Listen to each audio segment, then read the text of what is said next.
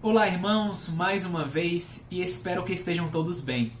Semana passada eu trouxe uma mensagem dizendo que estamos em uma longa jornada, uma caminhada cristã. Disse que somos como peregrinos e forasteiros, porque nossa morada não é aqui, nossa morada é com o Senhor Jesus Cristo.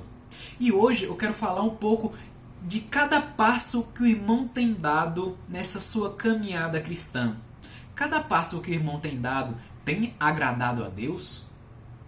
O nosso texto hoje se encontra em 1 Tessalonicenses, capítulo 4. Peço que abram suas Bíblias em 1 Tessalonicenses, capítulo 4. Nossos versículos são do 1 ao versículo 12. 1 Tessalonicenses, capítulo 4, 1 ao 12, diz assim a palavra de Deus. Finalmente, irmãos, vos rogamos e exortamos no Senhor Jesus, que assim como recebeste de nós, de que maneira convém andar e agradar a Deus, assim andai, para que possais progredir cada vez mais. Porque vós bem sabeis que mandamentos vos temos dado pelo Senhor Jesus. Porque esta é a vontade de Deus, a vossa santificação, que vos abstenhais da fornicação. Que cada um de vós saiba possuir o seu vaso em santificação e honra, não na paixão da concupiscência como os gentios que não conhecem a Deus.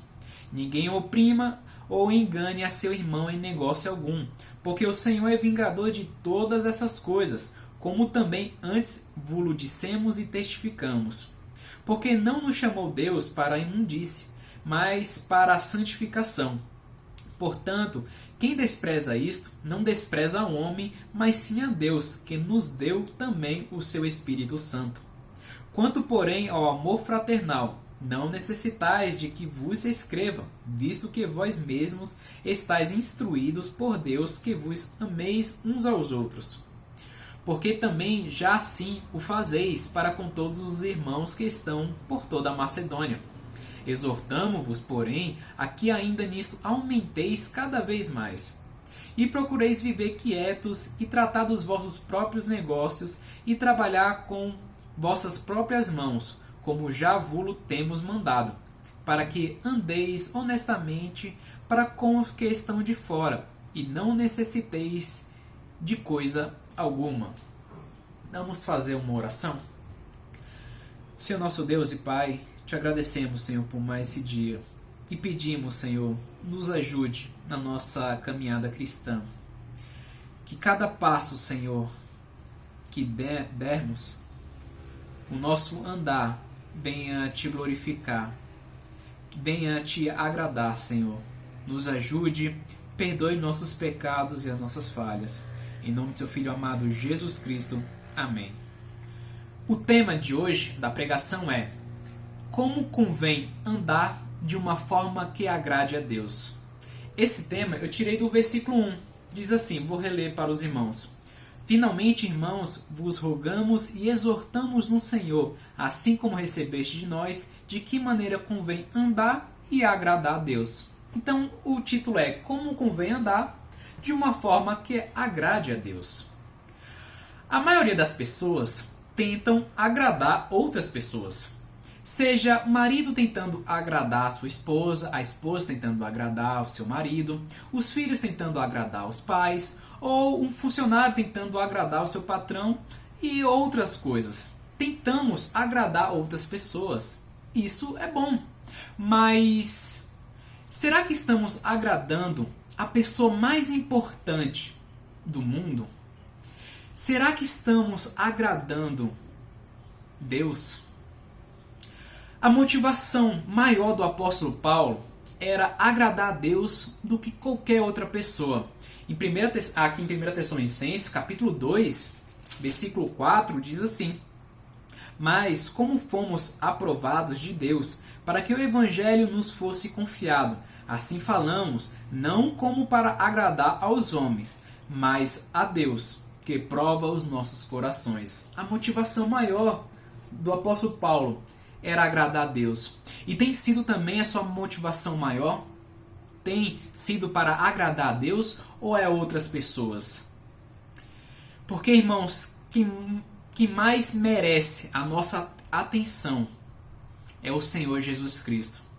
Mas podemos pensar, é possível agradar a Deus vivendo no mundo que estamos hoje? É possível fazer isso? Será? Eu quero dar o exemplo de Enoque. A Bíblia diz que Enoque andou com Deus. Isso está em Gênesis capítulo 5, versículo 24. E Enoque, ele agradou a Deus. Hebreus 11, 5 diz assim: pela fé Enoque foi transladado para não ver a morte, e não foi achado, porque Deus o transladara, visto como antes da sua transladação alcançou testemunho de que agradara a Deus. Enoque, ele agradou a Deus. Mas podemos pensar, bom, Enoque ele não viveu no mundo como estamos vivendo hoje. Será que ele não viveu em um mundo tão, podemos dizer, ruim ou difícil como é nos dias de hoje? Será? Como foi a época de Enoque? Enoque, irmãos, viveu uma época caracterizada pela violência, como hoje também. Enoque viveu uma época caracterizada também pela corrupção, como hoje vivemos também. E Enoque viveu em uma época caracterizada também pela imoralidade, como hoje vivemos também. Enoque, ele andou com Deus, agradou a Deus, e Enoque testemunhou de Deus em um mundo mau como hoje também. Ele testemunhou Deus. Judas, no livro de Judas, versículo 14 e 15, diz o seguinte: e destes profetizou também Enoque, o sétimo depois de Adão, dizendo: eis que é vindo o Senhor com milhares de seus anjos, para fazer juízo contra todos e condenar dentre eles todos os ímpios, por todas as suas obras de impiedade, que impiamente cometeram, e por todas as duras palavras que ímpios pecadores disseram contra ele. Enoque, ele pregou a mesma mensagem que hoje os pastores estão pregando, a mensagem de juízo, a mensagem que Deus vai julgar o mundo. Enoque também pregou. É o mesmo tempo. O tempo do passado e o tempo de hoje, irmãos, é um tempo mau, é um mundo mau. Mas Enoque, ele andou com Deus, ele agradou a Deus, ele testemunhou de Deus. Precisamos fazer isso também no nosso tempo. Em qualquer tempo, vemos a maldade, irmãos. Em qualquer tempo vemos a imoralidade, vemos a corrupção. Não é algo somente de hoje. Qualquer tempo foi assim. E podemos, em qualquer tempo, também decidir agradar a Deus. Podemos decidir fazer isso. Então, decida andar como Enoque andou, de uma forma a agradar a Deus. Pensando nisso, quero falar com os irmãos como convém então andar de uma forma que agrade a Deus. Esse nosso texto que lemos em 1 Tessalonicenses capítulo 4 são ensinamentos práticos como devemos nos comportar, a agir de uma forma a conseguir isso, conseguir agradar a Deus. E vemos nesse texto, para agradarmos a Deus é necessário um andar santo. Veja comigo no versículo 3. Porque esta é a vontade de Deus, a vossa santificação, que vos abstenhais da fornicação. Irmãos, devemos prestar bem atenção nesse ponto. Porque a santificação não é apenas um estilo de vida. Santificação, andar de um jeito santo, não é apenas para proteger o nosso corpo de doenças sexualmente transmissíveis. Também não. Mas é a própria vontade de Deus. Um andar santo é a própria vontade de Deus, que andemos assim. É um desejo de Deus que sejamos santos. O versículo 3 disse isso, porque esta é a vontade de Deus. Acima de tudo, é a vontade do Senhor que andemos de um jeito santo, de um modo santo. Mas vamos falar sobre a definição de santificação. A definição é o seguinte: As palavras santificar, sagrado e santo são traduções da mesma palavra grega. Elas significam estar separado para um serviço especial. Santificar ou tornar sagrado não significa purificar ou tornar sem pecado, mas separar alguma coisa para Deus e o serviço a Ele. Ao cristão, santificação ou santidade significa estar separado do pecado e para Deus. É por isso que 1 Coríntios, capítulo 1, versículo 30 diz assim: Mas vós sois dele, em Jesus Cristo, o qual para nós foi feito por Deus sabedoria e justiça e santificação e redenção. Uma pessoa, ao se converter ao Senhor Jesus Cristo, tendo o Senhor Jesus Cristo como seu Senhor e Salvador, essa pessoa ela foi separada do mundo e das coisas pertencentes a esse mundo para viver para Deus. Por isso que a palavra de Deus diz em Romanos capítulo 6, versículo 12 e 13, o seguinte: Não reine, portanto, o pecado em vosso corpo mortal, para lhe obedecerdes em suas concupiscências. Nem tampouco apresentei os vossos membros ao pecado por instrumento de iniquidade, mas apresentai-vos a Deus como vivos dentre os mortos, e os vossos membros a Deus como instrumento de justiça. E no capítulo 8 de Romanos, versículos 6 e 8, diz assim: Porque a inclinação da carne é morte, mas a inclinação do Espírito é vida e paz. Porquanto a inclinação da carne é inimizade contra Deus, pois não é sujeito à lei de Deus, nem em verdade o pode ser. Portanto, os que estão na carne não podem agradar a Deus.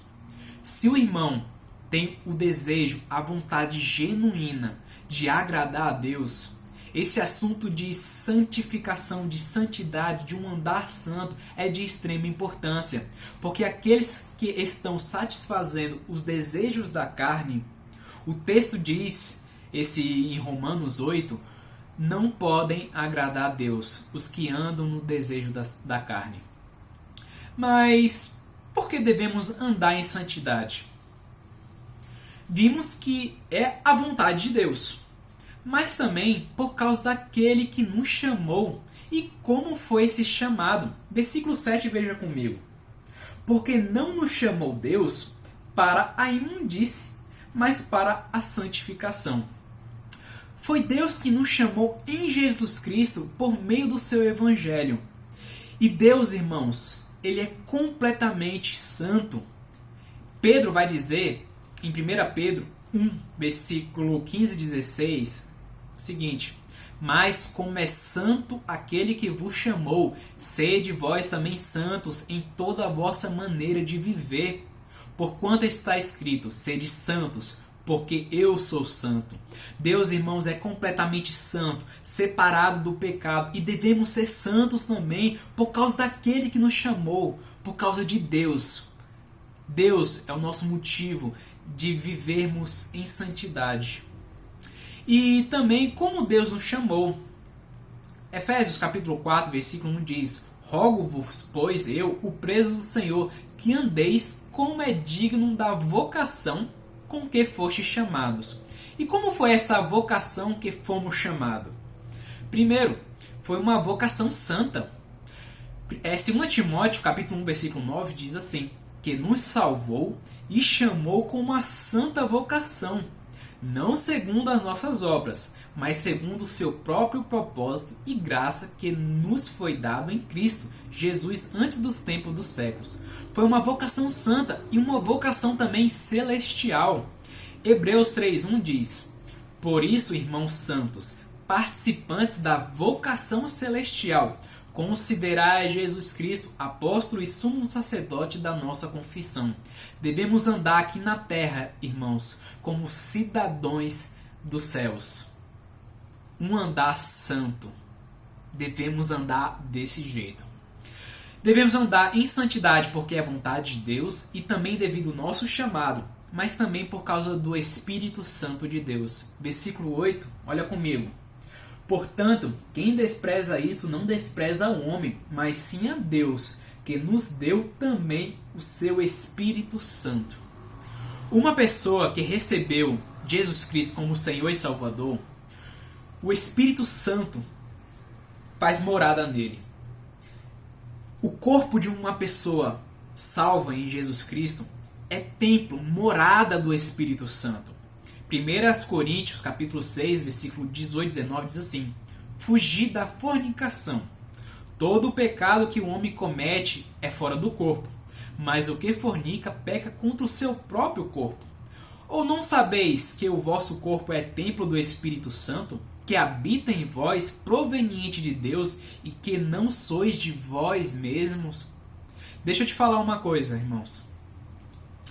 O corpo de um salvo em Jesus Cristo não pertence a ele mesmo. É propriedade exclusiva de Deus. Deus é o dono desse corpo.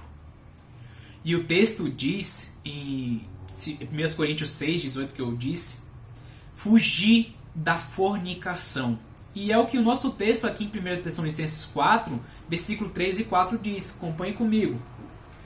3 e 4. Porque esta é a vontade de Deus, a vossa santificação, que vos abstenhais da fornicação. Que cada um de vós saiba possuir o seu vaso em santificação e honra. Santificação e honra. Honra é porque foi um preço muito alto pago pela nossa vida. Porque foi pago com sangue precioso do nosso Senhor Jesus Cristo.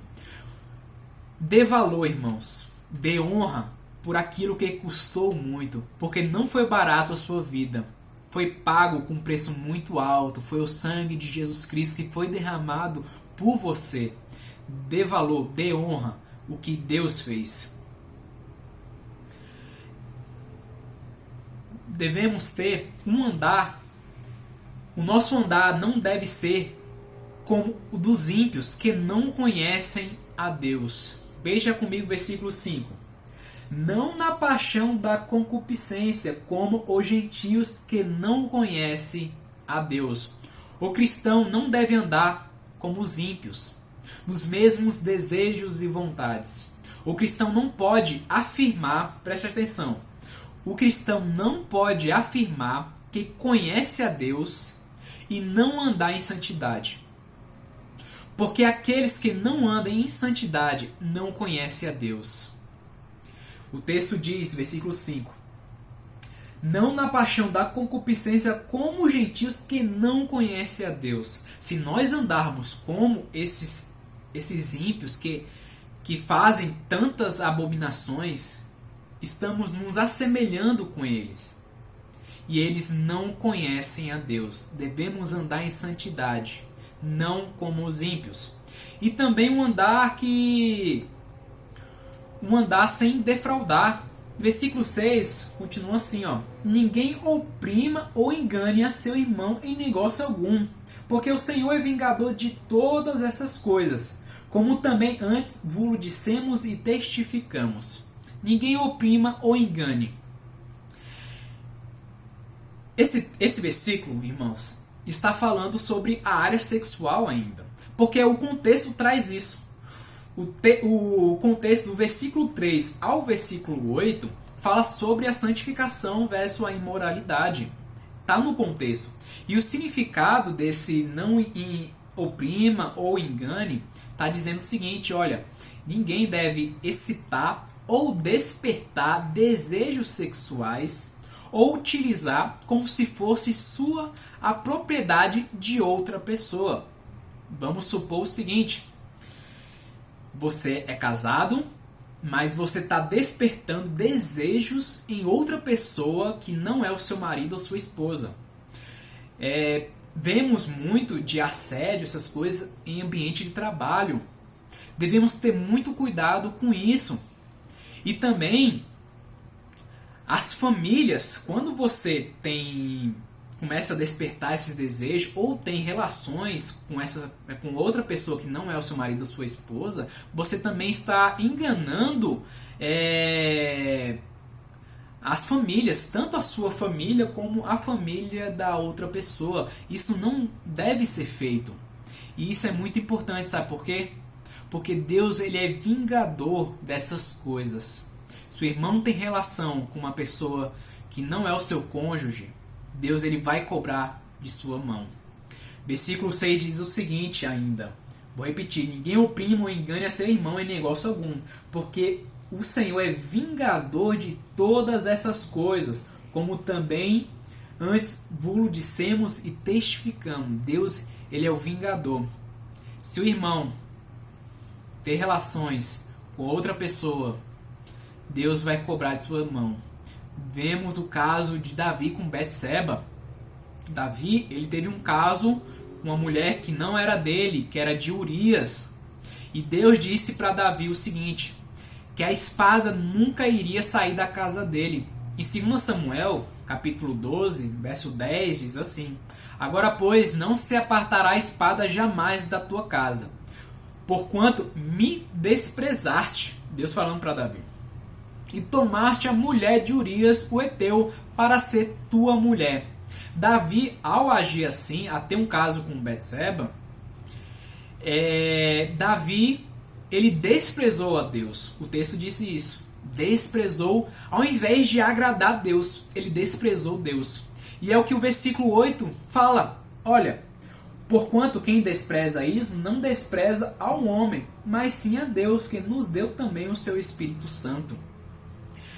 Irmãos, o sexo é para um homem e uma mulher dentro de um casamento.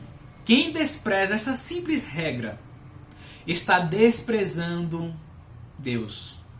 E está desprezando a dádiva de ter o Espírito Santo em seu corpo também. Mas para que viver em santidade? 1 Tessalonicenses capítulo 3, versículo 13, é o último versículo do capítulo 3. Diz assim: Para confirmar os vossos corações, para que sejais irrepreensíveis em santidade diante de nosso Deus e Pai, na vinda de nosso Senhor Jesus Cristo, com todos os seus santos. O texto diz, para apresentarmos diante de Deus, devemos andar em santidade por causa disso, para nos apresentar diante de Deus e também para a vinda do Senhor Jesus Cristo. Hebreus 12, capítulo 14, diz assim: Segui a paz com todos e a santificação, sem a qual ninguém verá o Senhor. Esse assunto, irmãos, de santidade é muito importante. E também é uma forma de agradar a Deus. Devemos ter um andar santo e também um andar que ame ao próximo. Versículo 9 diz assim: Quanto, porém, ao amor fraternal, não necessitais de que vos escreva, visto que vós mesmos estáis instruídos por Deus que vos ameis uns aos outros. Um andar que ame ao próximo. Mas, é interessante que o amor prova o seu relacionamento com Deus. Deus disse em 1 João, capítulo 4, versículos 7, 8 e 11, o seguinte: Amados, amemo-nos uns aos outros, porque o amor é de Deus. E qualquer que ama é nascido de Deus e conhece a Deus. Aquele que não ama não conhece a Deus, porque Deus é amor. Amados, se Deus assim nos amou, também nós devemos amar uns aos outros. Ter amor ao próximo, ao outro, é uma prova do seu relacionamento íntimo com Deus. Interessante que Paulo diz que os tessalonicenses já estavam instruídos nisso. Versículo 9 e 10 diz assim: Quanto, porém, ao amor fraternal, não necessitais de que vos escreva, visto que vós mesmos estáis instruídos por Deus que vos ameis uns aos outros. Porque também já assim o fazeis para com todos os irmãos que estão por toda a Macedônia. Exortamo-vos, porém, a que ainda nisto aumenteis cada vez mais. Final do versículo 10 diz: Exortamo-vos, porém, que ainda nisto aumenteis cada vez mais. Mesmo que já amamos, já ajudamos, socorremos outras pessoas, devemos aumentar esse amor. 1 Tessalonicenses, capítulo 3, capítulo anterior, versículo 12, diz assim: para que vos conduzisseis dignamente para com Deus, que vos chama para o seu... Não, desculpa, eu li o capítulo 12. Eu li no capítulo 2. É no capítulo 3, desculpa, perdão. Capítulo 3, versículo 12. E o Senhor vos aumente e faça crescer em amor uns para com os outros e para com todos, como também o fazemos para convosco. Deus nos exorta a aumentarmos sempre o nosso amor. Não pense, irmão, só porque o irmão já faz muitas coisas, já ama, já ajuda muitas pessoas, que já chegou no limite, já bateu a sua cota. Não, sempre podemos aumentar e mais o amor para com os outros. Porque 1 Coríntios, capítulo 3, versículo 8 diz: o amor jamais acaba. Sempre podemos crescer e a palavra de Deus nos exorta a isso. Cresça em amor. O irmão não vai se arrepender se o irmão se dedicar, pedir a Deus que o seu amor para com os outros aumente. Faça isso. Deus vai se agradar do irmão. Mas ao falar de amor, devemos falar também o seguinte: um amor não somente de palavras, né? 1 João, capítulo 3, 18 diz assim: meus filhinhos, não amemos de palavra, nem de língua, mas por obra e em verdade. Não devemos amar somente de boca para fora, mas demonstrar esse amor através de ações, de obras. Não podemos dizer que amamos se alguém precisar de nós e não fazemos nada. 1 João 3, 17, 18, eu li 18, mas vou ler 17 e 18 de novo. Que pois tiver bens do mundo e vendo seu irmão necessitado, lhe cerrar suas entranhas, como estará nele o amor de Deus? Filhinhos, não amemos de palavra nem de língua, mas por obra e verdade. Não era somente a pureza sexual que distinguia os crentes da cultura que os rodeavam naquela época, mas também um amor que eles demonstravam uns para com os outros. E podemos ver isso, que era o costume, que era o modo de vida deles. Eles andavam assim. Não vou ler os textos, mas Atos, capítulo 2, versículo 43 ao 47, e Atos 4, 32 ao 35, são exemplos de como os cristãos se comportavam. Nesses textos, diz que eles sempre estavam unidos, eles dividiam tudo, eles comiam juntos, eles sempre estavam ali juntos em amor. Era uma marca da igreja primitiva, que deve ser a nossa marca também. É a marca da igreja do Senhor Jesus Cristo. E assim estaremos agradando a Deus. Vimos que um andar santo e um andar que ame ao próximo são modos de agradar a Deus, mas também um andar honesto. Versículo 12, veja comigo. Para que andeis honestamente para com os que estão de fora, e não necessiteis de coisa alguma. Irmãos, um andar correto, honesto para com as pessoas, isso faz com que testemunhamos de Jesus Cristo, de Deus. As nossas ações, posturas, são mensagens. E muitas vezes falam mais do que palavras. Pedro vai nos dizer como o comportamento vale muito. Em 1 Pedro 3,1 diz assim: semelhantemente vós mulheres, sede sujeita sede sujeitas aos vossos próprios maridos, para que também, se alguns não obedecem à palavra, pelo porte de suas mulheres, sejam ganhos sem palavra. O nosso porte, o comportamento, irmãos, falam muito. É muito importante o nosso agir.